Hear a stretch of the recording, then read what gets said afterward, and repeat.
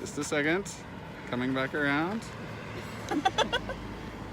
There we go. Yeah, this is great. This is high quality. This is high quality stuff here. Let me just tell you. There we go. All right. Well, here we are in central Taiwan, and I actually don't know where we are because we've been walking for about the last half hour, and we're going to keep walking now that we finally got this working. So, Zach and Emily are with me. Say hi. Hello. And we have been pursuing, we've been actually walking with about, 20 or 30,000 other people who are on this pilgrimage to follow an idol. It's really quite insane when you actually get down here. You kind of read about these things and you think this can't be for real, but it is. This week are the two largest religious pilgrimages in Taiwan, and one of them is one of the top 3 largest pilgrimages in the world. So, what does that mean? Well, so the 2 temples that are involved have a statue in them of the goddess that people here worship called Matsu, who is a sea goddess. And she's very popular here in Taiwan, very respected, and literally millions of people around the island worship her. And so every year they go on a pilgrimage to follow the idol as it tours around the island. So one of the pilgrimages is about 180 miles, and they carry it the whole way. And then people walk to follow the idol as it makes its tour. And each day it'll travel a certain number of miles, kind of up to the whim of divination. And along the way, people are handing out stuff. You can see right here. Hello, say hi. Hey. You can see some people right here, sweet people. And they provide drinks and food at their own cost to the people who are actually on these pilgrimages. And the idol will stop at people's homes, will stop at other temples, and people will worship. They'll set off fireworks. And so one of the things that is really interesting to think about is the number of people that are involved, which is a little mind-blowing if you can get your mind around it. Taiwan has 23 million people.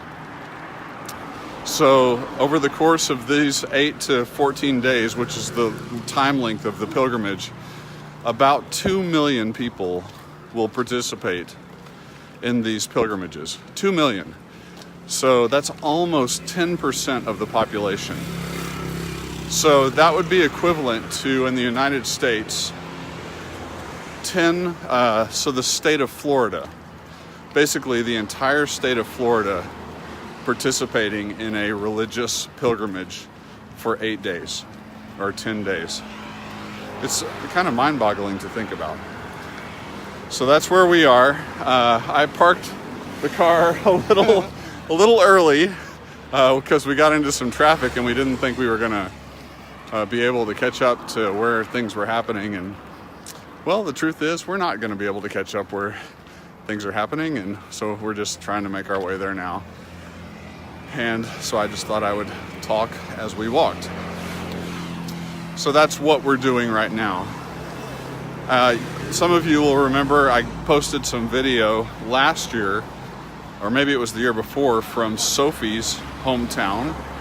You recall Sophie, one of our dear friends who came to Christ. Her family lives 100 meters or so, just very short distance from the temple where the idol that is on this procession comes from. So that's a correlation that maybe you can make related to this. So that's where we are. By the way, it's 9:30 at night here. Hello, hi. People are super friendly, very kind. Everybody's handing out drinks and food. People provide places to stay. They have buses coming along the road that are for people who are tired or elderly people. It's quite an experience, just socially. But one of the things that you just have to keep in mind is the religious aspect. The majority of people that are here walking with us, so if I can get the people in front of us, I mean, this procession goes on and on and on. They're here for religious reasons. This is not just a nice walk in the park. Today alone, I looked online, the idol traveled 70 kilometers, and the majority of people walked 70 kilometers with the idol. So they'll camp tonight, and tomorrow at 5 a.m. they get up and start again, and we'll go until about 9 o'clock tomorrow night. So there you go. Well, on to the next subject. I want to pause and say thank you to all of you who faithfully pray for us.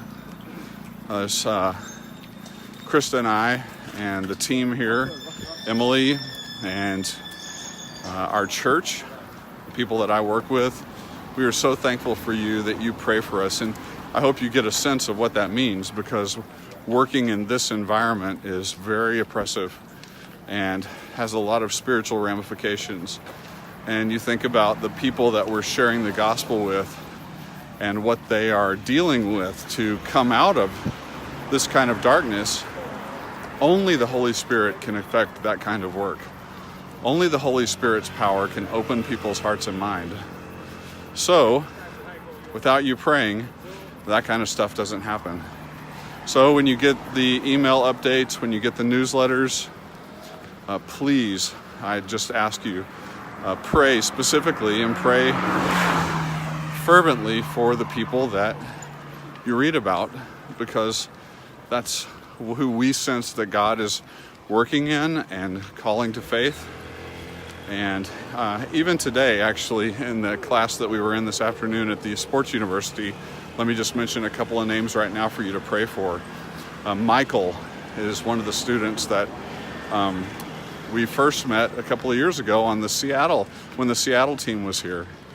And I'm going to say a word about the teams that come over in just a moment. But Seattle team was here, and one of the men, Tom, made a real connection with Michael. He's a cheerleader.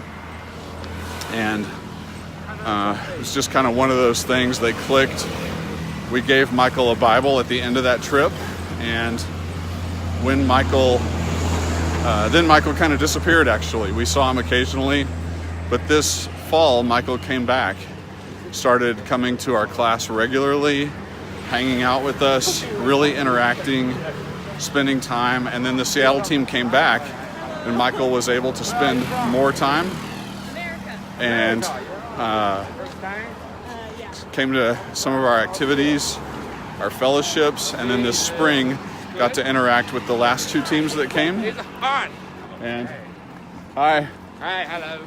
And he is really tender right now, really tender-hearted. Today we talked about what are you thankful for, and he shared some very personal things, and you can just sense that something's really going on. So hopefully I'm going to get to spend some time with him next week and follow up on that. Another young man named Alex that Zach has gotten to spend some time with while he's been here is going to a Christian university in the States this summer, and right now doesn't seem to have really any serious kind of faith, and so, or serious belief. So we're going to be really trying to follow up with him. Another girl named Circle has been coming to our church regularly since she got involved with our work over the last 6 months. And Emily has gotten to spend some good time with her and is going to be following up with her this next week. So Circle, Alex, and Michael, if you guys would pray for them. So let me talk a little bit. Another thing that I do want to say thank you for, those of you who give. I just want you to know how appreciative we are that you give. And you give generously, you give regularly, you give sacrificially. And what I want to say about that is, every year there are opportunities that come our way where God just opens doors for us to do things. that cost money. And not once has there been something that's happened or something that's come our way where we've had to say no for lack of funds. But every time, in every situation, we've been able to say yes because of your generosity and because of your faithfulness. So I'm very, very thankful to you. And the board of directors, myself, Krista, we just want to let you know how appreciative we are for your faithfulness in giving. And if you are not yet a supporter, I encourage you to consider that and think about coming on the team and being a part of what God is doing here, because it is seriously good work. Not because of us, but because of Jesus. Now let me talk a little bit about the teams that have come over and are coming over. You know, a lot of you wonder, is it, or maybe you don't wonder, I don't think you wonder, but let me talk about it. The teams that come over here and spend a week or 10 days serving with us, we just had 2 teams almost back to back. First Baptist Temple and Central Baptist in Clovis. It was fantastic. And we've come to a new point in our relationship with Taichung Baptist Church and with Taichung International Fellowship that has really increased the effectiveness of our team ministry. Hang on just a second. Hey, Emily, will you recheck the YouTube page and just make sure that you've cleared, told people, check in over there. Say it one more time in case somebody pops up.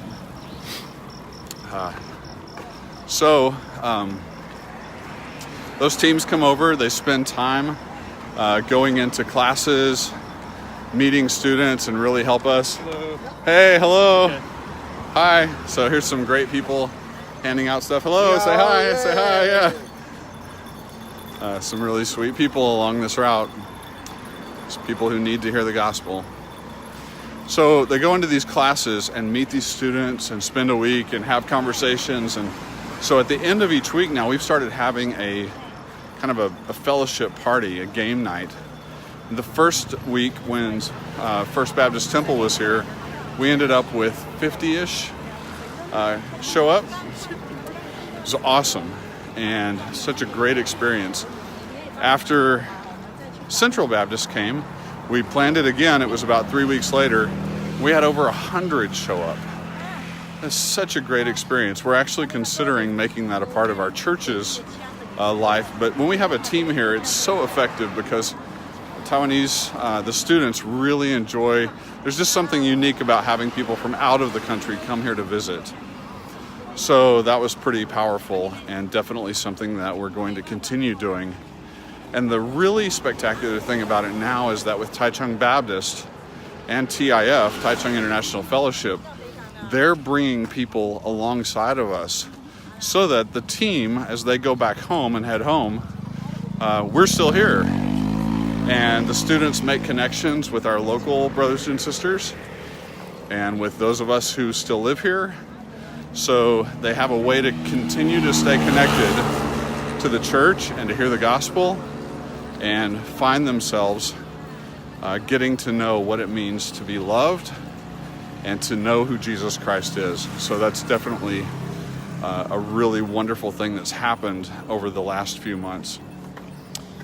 What's up next, Zach? TIF. Let me talk a little bit about TIF. Man, Taichung International Fellowship is on fire.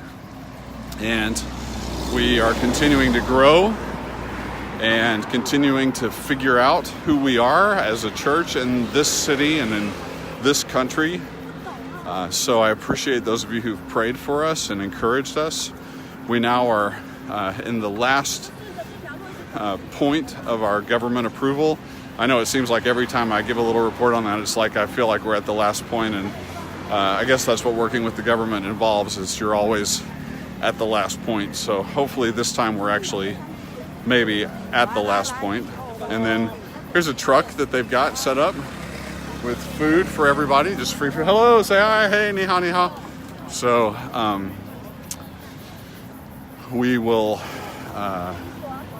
be fully formed, and we've got our board of elders, we've got a functioning ministry teams, and so God's been really good to us. We have people from about 20 different countries who attend TIF every week. We've got a counseling ministry. We've got a lot of needs just like your churches back home. So I do appreciate your prayers as Michael Belch and I lead the fellowship and really work to care for the people there.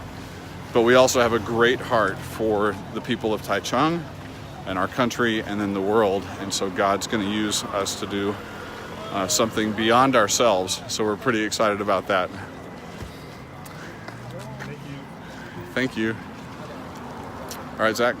Chinese New Year and summer camp. So this past year, because of your faithfulness and giving and praying and the leadership of our board, we've had some really good opportunities to develop some new things. And one of those things is a Chinese New Year retreat that is part of our church. So Trinity Baptist, my home church, Kristen and I's home church, we're very thankful for their incredibly faithful support over the last 6 years since we've been here.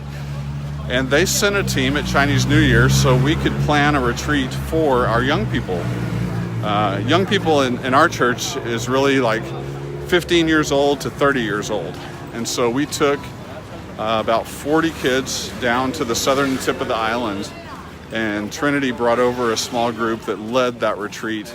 It was such a great time of bonding and fellowship, and we brought several students who still needed to know Christ on the retreat, and so they got to hear the gospel and experience the love of Christ, and so that was a really great thing.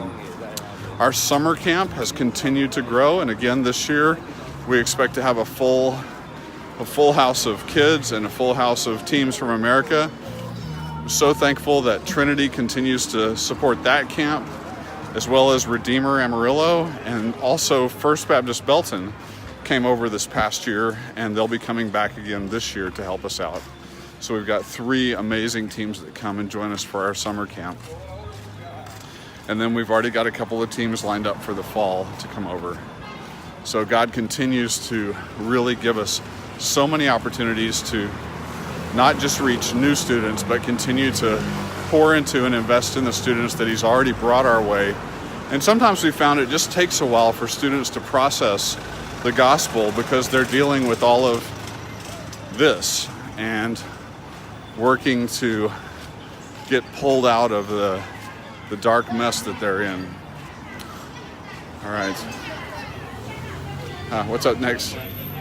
So I've mentioned that we are going to plant a church, and of course we already have planted a church, Taichung International Fellowship. Well, we're going to plant another church, a Taiwanese church, and because of your faithfulness and giving, we have already secured the funds to hire a pastor, and now we're in the process of looking for that man. We are praying and trusting that God's going to bring him to us. Our church, our international church, has this amazing group of missionaries that God has brought for us to care for. I'm going to say a word about that in just a second. We meet together once a month as a group to work on this together, and the wisdom and insight that comes from this wonderful group of missionaries has been invaluable.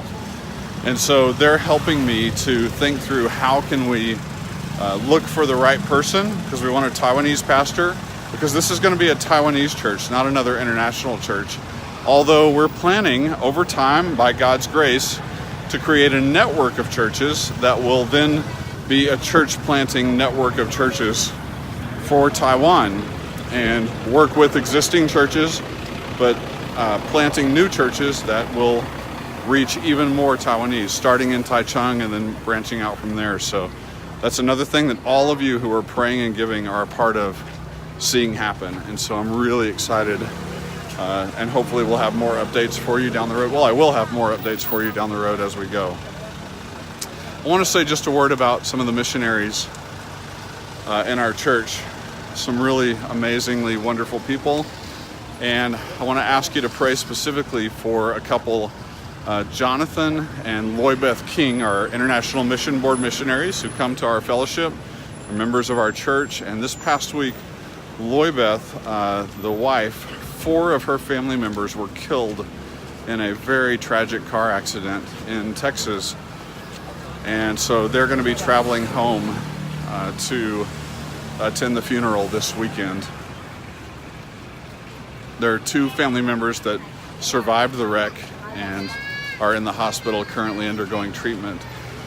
Loy Beth's mother, adopted mother, Loy Beth, was a Vietnamese refugee in the Vietnam War, made it to the States, grew up in Buckner Children's Home, has an amazing story. Her husband, Jonathan, is a son of an American missionary from the Middle East, and they met in the States and got married and now serve at the International Mission Board here in Taiwan.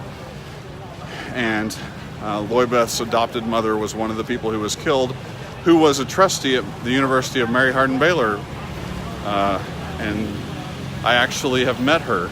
So there's a lot of connections. So anyway, I just ask you to pray for their family. And a lot of the missionary families here have some great needs, and I'm going to look for maybe a way to share those with you, because I know what great prayer warriors you are and how much you would appreciate being able to care for them and encourage them. We're getting close to where the idol is, and that's kind of was my goal, to be able to show you this. You can sense there's a little bit of energy building down here, so that's where we're heading.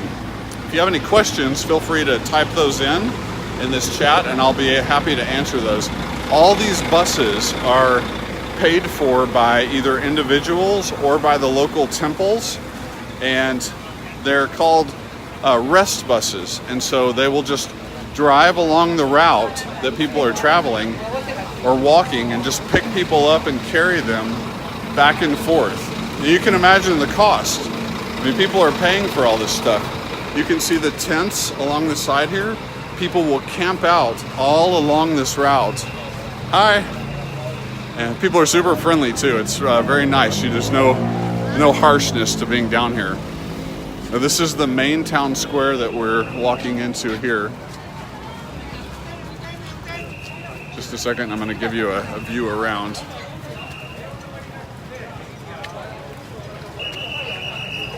Hi. There's just people everywhere.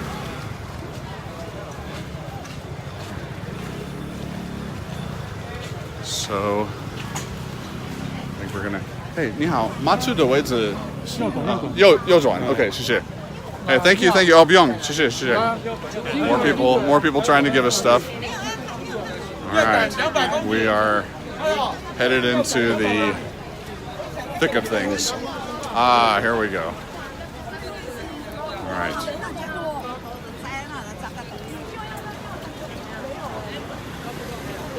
All right, so now we're headed down into the actual area where the idol has been set to rest for the evening. Okay, I want to show you something.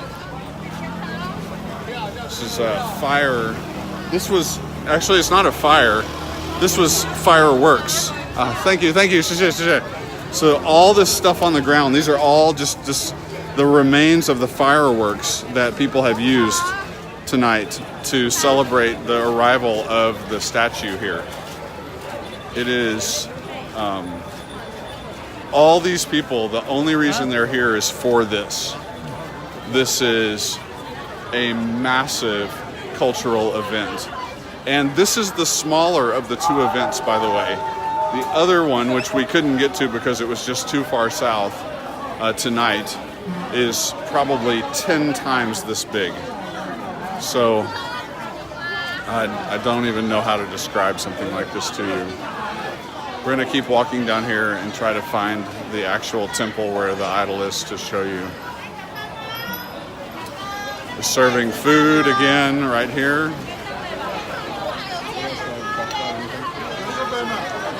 All right, so while we're walking down the street here, I'll tell you a little bit about, tell you a little bit about our family. Everybody's doing really quite well. I'll start with Andrew. Andrew is now 14 years old and is finishing up his junior high school. He's finishing up 8th grade, about to have a big graduation party in 8th grade.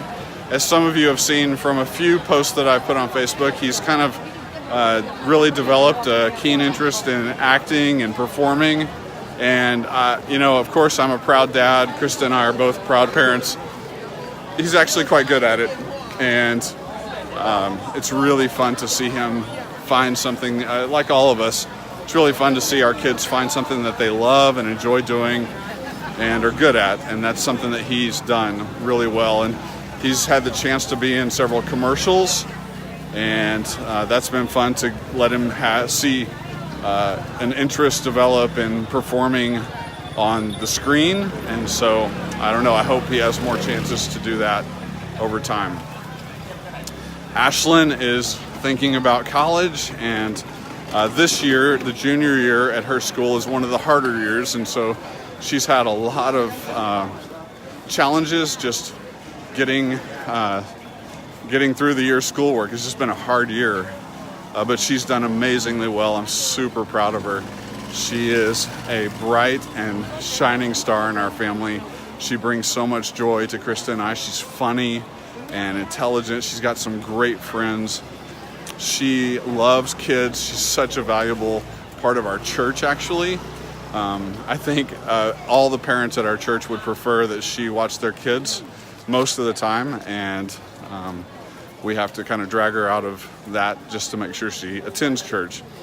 I'm just kidding. If she's watching this, Ashlyn, please don't. Anyway, she's fantastic.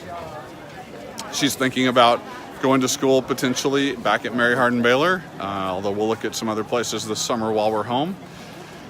And so Krista and I are definitely feeling that heartache of having two kids back in the States in the next couple of years.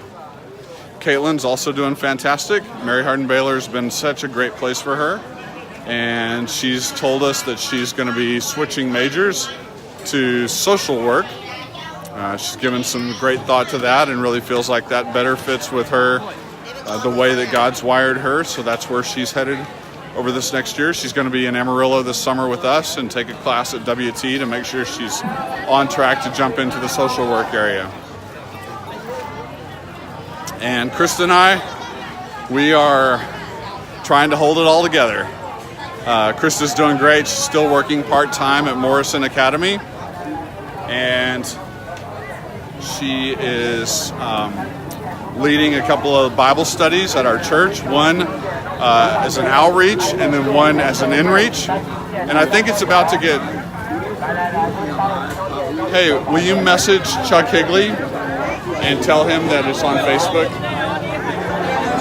Any of my friends who have Chuck Higley's address, message Chuck and tell him we're on Facebook now, because he thinks he didn't get the message. All right, we are, I'm going to pick that conversation back up. Hi, Ashlyn. I see that you're watching. All right, we are here now at the actual place where the idol is. So I'm going to try to get up here. Hi. All right, so I'm going to try to flip this around and give you guys a view of what is happening here. Hey. The incense is really thick in the air. Hi. All right. So the idol and the carrier for the idol, which is, we call it a palanquin, is right back here in this little room. You can see the people.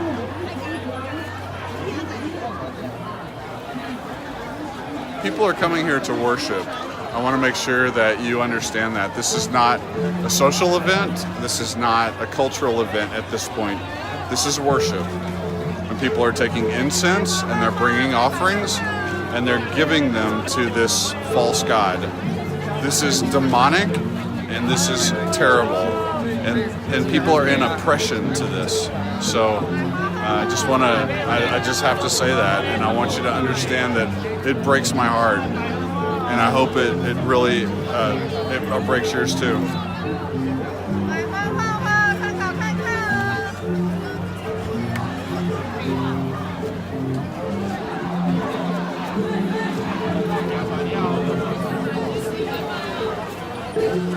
There are children here, all the way from little babies all the way up to elderly people.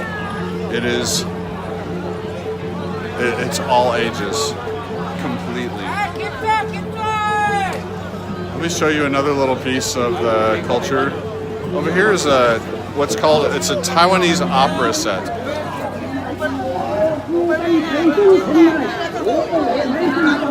Right back here. And this will often be set up in front of a temple or at an event like this. And interestingly enough, it's not for the people here. This is entertainment for the little g god, to make sure that the little g god is entertained for the evening. Hi.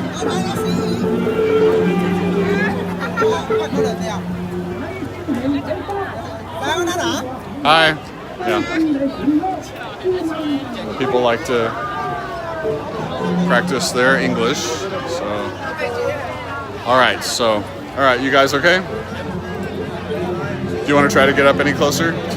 You want to try to get up any closer? I don't know about that. We can try. I'm not sure I want to. Yeah. All right. Let's head back out this way. All right. We're gonna go back out over here, and then I will continue saying a little bit about our family situation.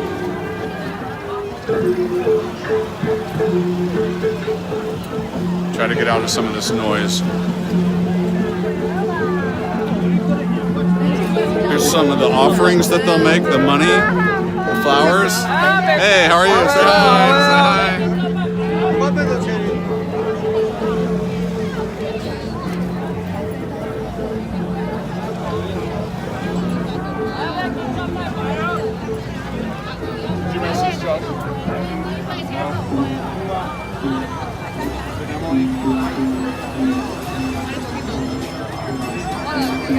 Hey Siri, message Chuck Higley. Chuck, I'm on Facebook Live on the Mission Taiwan page.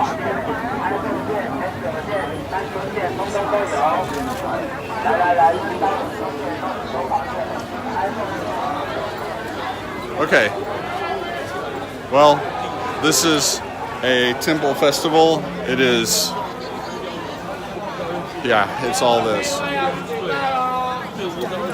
So let me talk a little bit about our family this summer. We are coming back this summer. Really excited to be able to catch up with everybody.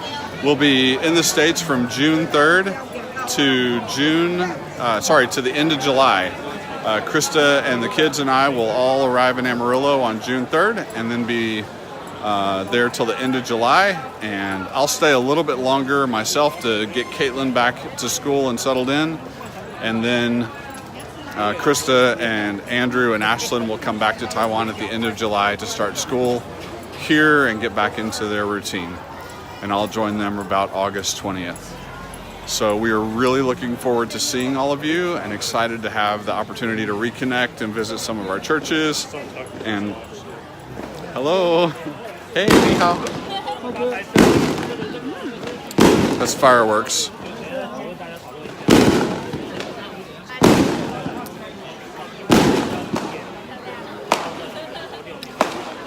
And while we're there, we hope to get to visit with as many of you as possible.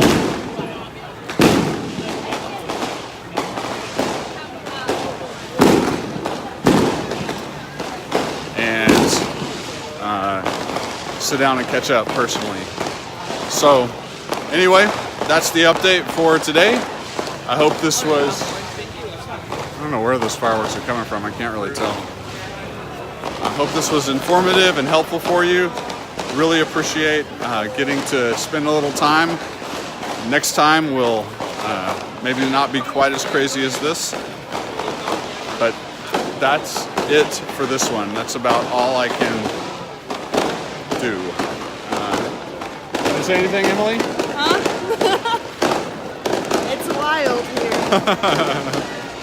So, Emily, I should say a word about Emily. You know, Emily's our new intern that we just brought over, and we're really thankful to have her here. So it's been great to have her be a part of the work, and God's definitely using her. It's been such a blessing to have my wife and Emily to be able to do some work with some of the young ladies that God just brings our way. It's very different than me working with some of the guys. So anyway, that's fantastic. Anyway, that's it. I'm going to sign off now. And for those of you who didn't catch the beginning of the broadcast, this will be posted on Facebook Live on the Mission Taiwan page, so you can go back and see the beginning of the broadcast and catch up with what I said. So I hope you'll take a few minutes to watch tonight's broadcast and catch up with all that's happening here in Taiwan. That's it. See ya.